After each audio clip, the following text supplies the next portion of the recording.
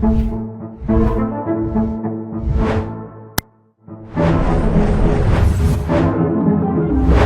Talaba Expo 2025 ko'rgazmasining ikkinchi kuni. Ushbu ko'rgazmada 700 dan ortiq korxona hamda tashkilot vakillari hamda 10 minglab talabalar ishtirok etayotgani ushbu ko'rgazmaning yuqori saviyada tashkil etilganidan dalolat beradi.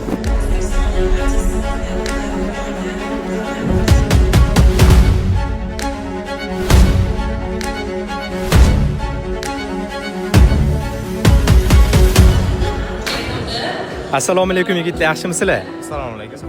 Menimcha tatu talabasi bo'lsanglar kerak. Ha. Bugungi ko'rgazmada qaysi tashkilotlarni vakansiyalari bilan tanishib chiqdinglar?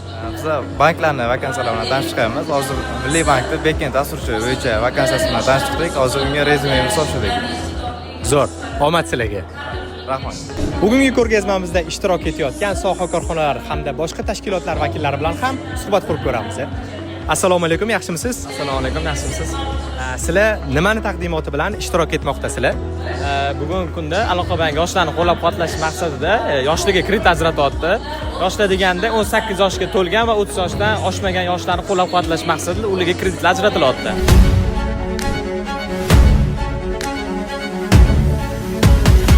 Ma'lumot uchun, ushbu yarmarkada Tatudan 1,5 mingdan ziyod bitiruv kurs talabalari ishtirok etmoqda. Assalomu alaykum.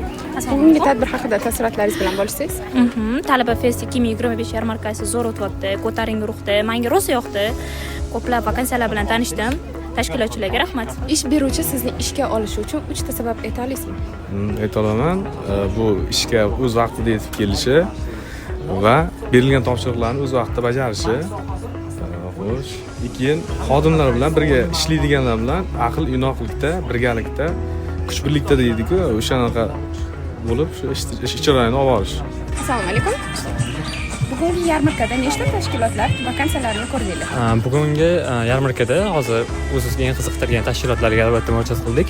Ular o'zining vakansiyalari bilan, o'zlarini yaratib qo'ygan sharoitlari bilan bizga takliflar berishdi.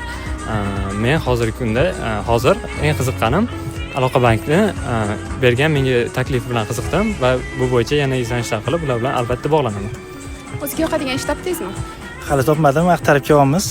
Hali bizga to'g'ri keladigan chiqmadi. Endi chiqib qolsa kerak, hali ko'p vakansiyalar. Shu bo'yicha harakatdamiz. Birinchi ish kuningizda direktoringiz bilan liftda yolg'iz qolsangiz, suhbatni qanday boshlardingiz?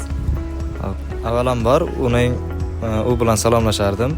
So'ngra kompaniyasidagi bo'layotgan o'zgarishlar va ishchilarning ish faoliyati haqida so'rar edim. Asosan shu ma'lumotlar men uchun qiziq bo'lardi, chunki bu mening keyingi ish faoliyatim uchun kerakli bo'ladi. Chunki jamoa bilan qanday ishlashni, jamoada qanday insonlar borligini men hali bilmayman, chunki bu mening birinchi ish kunim bo'ladi.